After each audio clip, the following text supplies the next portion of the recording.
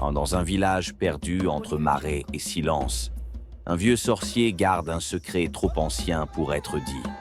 On dit qu'il parle avec les morts, qu'il connaît le langage des choris et qu'il protège une porte qu'il ne faut jamais ouvrir.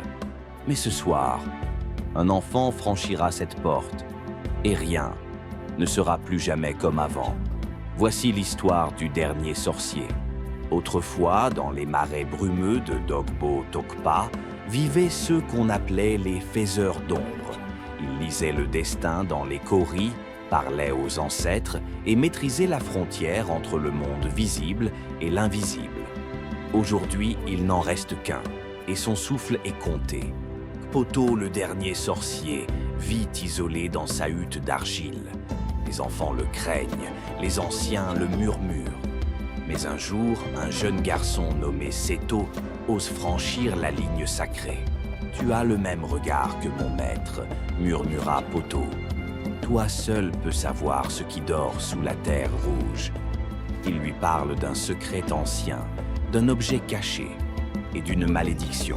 Mais pendant ce temps, Nansunon, le chef du village, craint le retour de l'ancien savoir. Il accuse Poto de réveiller les esprits. Il convoque les anciens pour bannir le sorcier. La prêtresse Hunsinu, gardienne du temple de l'eau, intervient. Celui que vous appelez sorcier est le seul rempart contre ce qui vient. Mais nul ne veut écouter. La nuit suivante, le marais s'ouvre.